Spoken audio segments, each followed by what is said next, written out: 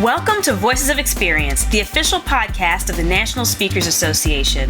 I'm your host, technology strategist and futurist, Crystal Washington. In today's episode, Face Fear and Strengthen Relationships, we're going to tackle two topics that are especially relevant right now in our industry. We'll start with Michelle Poehler, one of our Influence keynotes. She will share how you can embrace change and find the opportunities in your current obstacles. Next, Matt Ward will share how we can build and strengthen relationships. Let's go.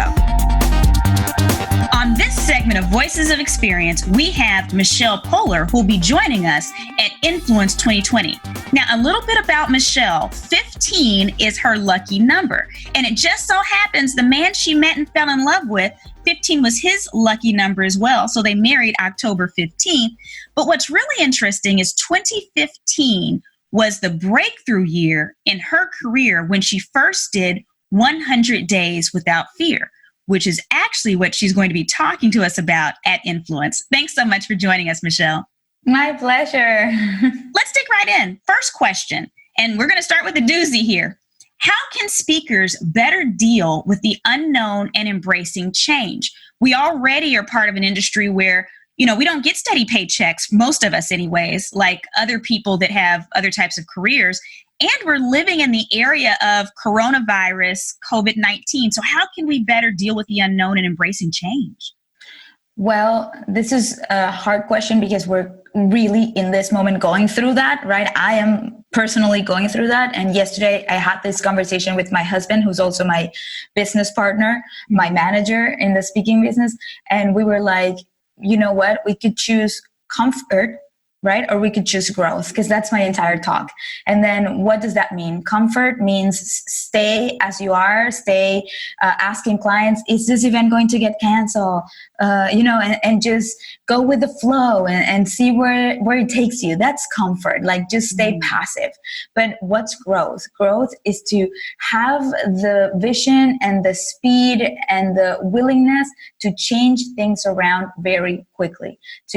Yesterday we had the conversation, and today I'm about to launch an online course because I don't want to be the last one launching an online course, right? And saying, oh, right, they were right. We should totally do that. It's time. No, you know what? I think that we should do things before it's time. We should, because a lot of us, we're talking about change, right? They hire us to talk about fear and courage and change. And then when it comes to us, how are we being courageous? How are we adapting to change? Because if we can't do that, how are we going to teach that to others? And this opportunity, like this situation, has to be seen as an opportunity to test, right, our own skills and what we're saying in our message. So that's what we went back to, my own message. What am I saying to people? How can I apply that today to my life? And what I say also is that the enemy of success is not failure, it's comfort.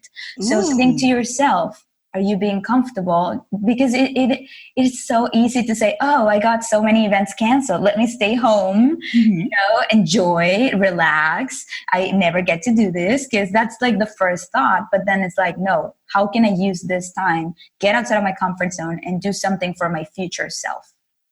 There's an old saying, it says, don't talk about it, be about it.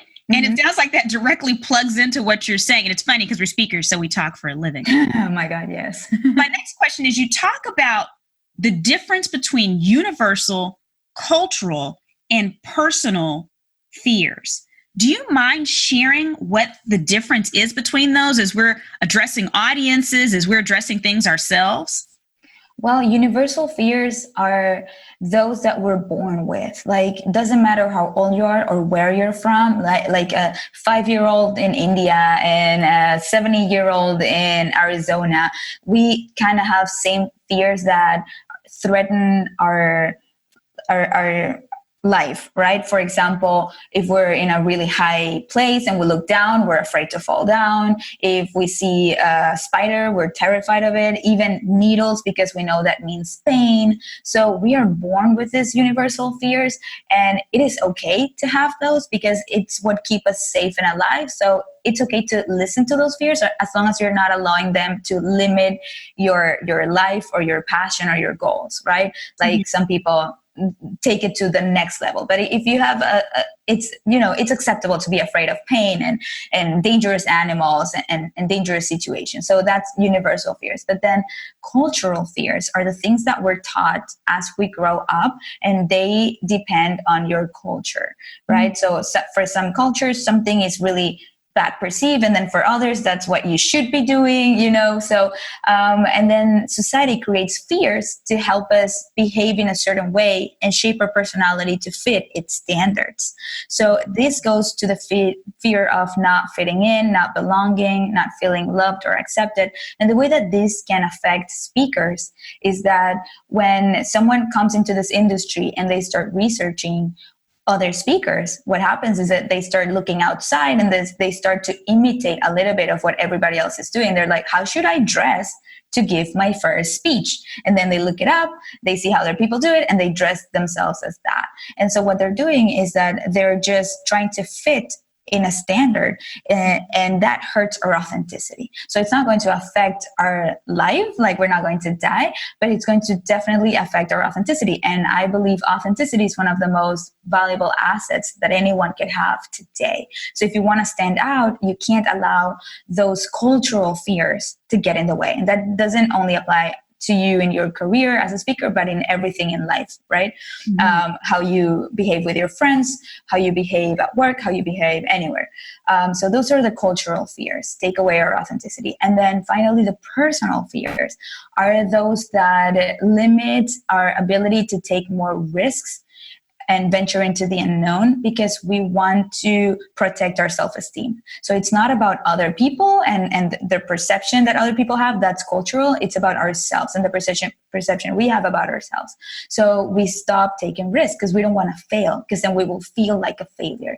But what I did is I was able to let's say, reframe what failure is. And now, instead of perceiving failure as the act of getting it wrong, I perceive failure as the act of not even trying at all. So whenever I don't try, that's when I'm failing. I'm totally failing myself. So now I don't really mind failing if it just means making a mistake. It will just take me in the direction of my dreams anyways, because I'll be learning. So those are the universal, personal, and cultural fears. That was profound, Michelle. So, okay. So you have been very generous with your time in helping us really reevaluate how we view fear, where fear comes from, on what level. So I just have one more question for you. Well, I have many questions, but we want to be respectful of your time. So I'm going to ask you one more question. And that is, when it comes to redefining fear, how can we take that from obstacle to opportunity moving forward? Actually, I think that that's a great question. And personally, going back to comfort being the enemy of success, right? Whenever we encounter a situation that is uncomfortable, that is challenging for us, immediately our minds goes to, oh no, and we think the worst is going to happen. Like, wait, no, what if I don't have a job for the next, 3 months in terms of like speaking? That's what I'm thinking right now, right? So we go to all the worst case scenarios. And what I do, the one tool that helps me take every fear or challenge from obstacle to opportunity is I ask myself, what's the best that can happen if I take a risk, instead of thinking what's the worst that can happen. And so I start thinking positively and try to just switch the situation around and see how can I take advantage of this situation and actually what's the best that can happen if I do that. So it happens to me, for example, whenever a client asks for something that I don't offer. Right? The other day they said, we want Michelle to give a 90-minute presentation. And I didn't have a 90-minute presentation. So my first reaction was like, so sorry, I don't offer that. I only have 60 minutes and then we can do Q&A. And the client insisted. They're like, no, we want 90 minutes and we already signed. So that's what you're going to do. So you better come up with new stories. So I could have stayed thinking the worst, like, oh, this client, why is they asking? I can't do that, and be stuck in denial. But I decided to say, this is a challenge. I'm going to turn this into an opportunity. So I'm going to build 30 more minutes. And then I did it, right? Because I had no option. And then those 30 minutes are even better than what I had in my talk before. So now I'm adding those to every talk, and not even like adding, I'm exchanging some of the old content with new content. So whenever a client comes to me with those sort of challenges, instead of like, complaining about it, I take it as a positive challenge to take my career to the next level. You're just being open. Yeah, exactly. Being open to the possibilities and think we are not perfect. There's always room for improvement. Let me work on myself, because the day you stop working on yourself, the day you go back to comfort. You can soak up more of Michelle's wisdom at Influence. For information and to register, visit nsaspeaker.org/attend and scroll down to see the Influence Conference on August 1st through 4th in Washington, D.C. Right now, our relationships are more important than ever before. Our clients, peers, and partners are stressed. At the same time, we have an unprecedented opportunity to offer grace and be a light to those around us. Personally, I have never had so many clients tell me that they love me, using those exact words, prior to these last couple of challenging weeks. Let's talk relationships. Today on VOE, we have Matt Ward. He's going to talk to us about the art of relationships, because you can't have a successful business without great relationships. If you're wondering why we have Matt on here talking about this particular subject, it's because Matt sold a business for 7 figures to someone he met at a networking event. I think it's fair to say that he knows quite a bit about networking and relationship building. Thanks for joining us, Matt. Thanks for having me, Crystal. I greatly appreciate it. 7 figures, Matt? Absolutely, yeah. I need to attend more networking events. I think a lot of people need to attend more networking events. Oh, well, luckily you're here to guide us. So who should speakers maintain relationships with? I'd like to say everyone, but I understand that that's very, very difficult. Right. So I encourage people to participate in what I refer to as the high five effect, that we do business with people we know, like, trust, and care about, to the point where we can high five them down any hallway. Okay. So they're the type of people you would invite over to a cookout, and it's not just doing business with, but it's also your referral partner. So I want you to think about who's going to send you the most business, not who's going to buy the most from you. So this could be other speakers, this could be bureaus, this could be agencies, this could be attendees that are just well connected and can refer you to other things. Yeah, and just to even broaden that a little bit, you say attendees, talk about your chapter members. Right? I got a lot of business this year from chapter members, and I didn't even know that they were working other jobs. They had full-time jobs. They were NSA members because they were also speakers. Perhaps they qualified as a salary position or something, and they hired me to do team meetings. Oh, wow. So we know that not everyone listening to us right now is a member of NSA. Right. But if you're not, go and not only join national, but check out your local chapters. See what chapters are near you, because according to Matt, I mean, my goodness, there's some business opportunities there. Yeah, it's all about how you build a relationship and how you follow up. So speaking of how you follow up, can you share your 3 best tips or tactics for wowing contacts after one meeting? Sure. Can I add on to that question? Sure. So that they buy our businesses for 7 figures? Yeah. No, I'm kidding. Yeah. I'm kidding. Go ahead. So how do you wow them? So the first thing is you go from the inbox to the mailbox. Ooh. You mail them a handwritten card. Snail mail? Snail mail. Real mail? It's all the rage now. Oh, So the gosh. thing you got to remember is when you walk to your mailbox, the first thing you sort through is all that stuff that's the same size. Right. You find the thing that's not the same size, and you look at it and you stare at it, and then you smile because it's a handwritten card. Yes. So the handwritten card is powerful. Second thing I recommend is video marketing of some sort. You can use your iPhone, you can use your Samsung, you can use a video marketing tool like BombBomb. And what I use that for is LinkedIn connections. People send me these, and then I send back a video, and the number one response back is wow. How powerful is that? It's super powerful. It continues the relationship, and it stops the sales pitch, which we're all tired of. Right. So I'm looking for the relationship and the contact, right? And then the third thing is just really like a personal phone call, Okay. but well timed. So like if somebody spent some time with you at a meeting, maybe within 48 hours, you're calling them and just saying thank you. Thanks for taking the time. Okay. That's really all it is. Okay. I think those are all doable things, even though I'll admit I'm a millennial. I'm an old millennial, but I'm a millennial.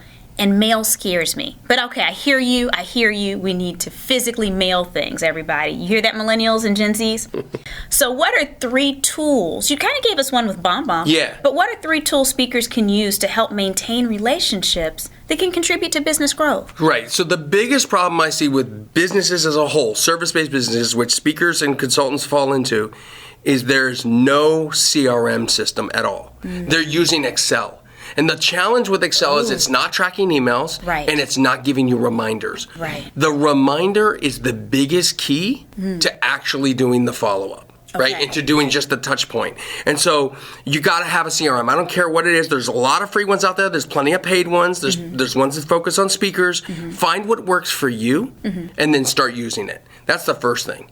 Right. The second thing is, in fact, the video tool that I talked about, which was BombBomb. Right. Right. And then the third is just real relationships. You have to show up. And when I mean show up, I mean actually physically either show up at a networking event or show up in person, meaning you're showing up for the relationship, not for the business. Okay. Because that's the key. All of this matters in sales, and they will give you the sales business, they will give you the referrals if you show up in a way that you care about them, not for the business. If you show up for the business, they'll see through that and you won't get anything out of it. That is extremely powerful. And with that, Matt, I think we can end right there. Thank you for joining us on Voices of Experience. Thanks for having me. Matt was kind enough to provide NSA national members with 2 downloads: Fire Up Your Referral Engine in just 5 minutes per day and a referral revenue calculator. Just head on over to nsaspeaker.org/VOE podcast and click on the button that says Access Members Only Resources. Thank you for tuning in to Voices of Experience, the podcast of the National Speakers Association. Catch us on your favorite podcast app, YouTube, and NSA's social media profiles. Remember, sharing is caring and rating isn't hating. I'll see you next week.